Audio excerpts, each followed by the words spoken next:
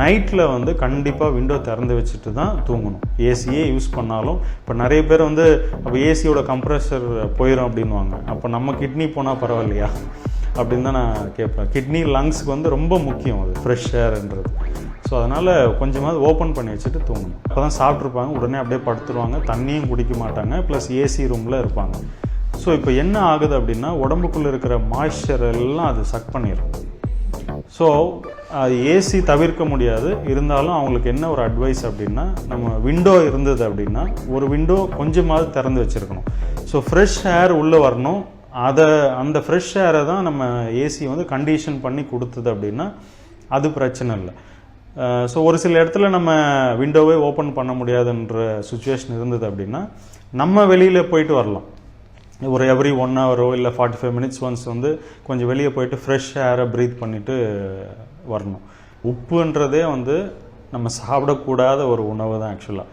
நீங்கள் எந்த ஒரு விலங்கும் தனியாக உப்பு போய் சாப்பிடாது. எறும்பு கூட நீங்கள் உப்பு இருந்ததுன்னா உப்பு தள்ளி போகும். ஸோ உப்புன்றது இயற்கையாக இப்போ தேங்காயில் இல்லை கீரையில் அந்த ஃப்ரெஷ் வெஜிடபிள்ஸில் சமைக்காத உணவு அத்தனையிலையுமே உப்பு இருக்குது. ஸோ நம்ம உணவு சமைக்கிறதுனால கொஞ்சம் உப்பு தேவைப்படுது. ஸோ அந்த உப்பை வந்து அந்த ராக் சால்ட், பிங்க் சால்ட் அதை வந்து எடுத்தாலே நல்லது. ஸோ அது நமக்கு அயோடைஸ்டு உப்பு அவசியமே கிடையாது. இந்தியன்ஸ் யாருக்கும் அயோடின் டிஃபிஷியன்சியும் கிடையாது. நம்ம காய்கறிகளில் நிறைய இருக்குது. ஸோ அயோடைஸ்டு உப்பு வேண்டாம். இந்து உப்பு எப்போவுமே பெஸ்ட்டு. டீ காஃபி குடிக்கலாமா? டீ காஃபி வந்து பார்த்திங்கன்னா இப்போ நிறைய அது பெஸ்டிசைட்ஸ் யூஸ் பண்ணுறாங்க. அதை பயிர் பண்ணுற இடத்துல நம்ம போய் பார்த்தோம்னா அவ்வளோ கெமிக்கல்ஸ் வந்து அதை யூஸ் பண்ணி தான் அதை பண்ணிகிட்ருக்காங்க. ஸோ அதனால் பெஸ்ட்டு அவாய்ட் பண்ணுறது நல்லது. அந்த டீ ஜென்ரலாக ஆர்கானிக்காக இருந்தால் அது நல்லது தான்.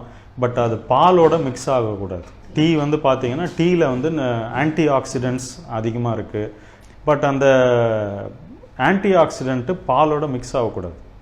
சார் ரெண்டும் மிக்ஸ் ஆகும்போது அது விஷத்தன்மை வந்து கிடைக்கும் அதுக்கு. அதனால் க்ரீன் டீ, பிளாக் டீ அந்த மாதிரி ஆர்கானிக்கு கிடைச்சா குடிக்கலாம். ஹெர்பல் டீஸ் பார்த்திங்கன்னா இஞ்சி, அப்புறம் தனியா போட்டு, மிளகு, அது மாதிரிலாம் நம்ம இப்போ நிறைய வந்துட்டுருக்கு. ஸோ அந்த மாதிரி இது சாப்பிட்டா அதுவே போதும் நமக்கு. ஸோ இப்போ நிறைய பேர் சொல்கிற விஷயம் என்னென்னா பால் வந்து மனுஷ உடம்புக்கு தேவையில்லை அப்படின்ற மாதிரி சொல்கிறாங்க. ஸோ அது உண்மைதானா? பால்ன்றது பார்த்திங்க அப்படின்னா அந்தந்த விலங்கோட குட்டிங்களுக்காக அந்த தாய்ப்பால் வந்து சுரக்குது. ஸோ இப்போ மனுஷனுக்கும் மாடுக்கும் என்ன சம்மந்தம் இருக்குது?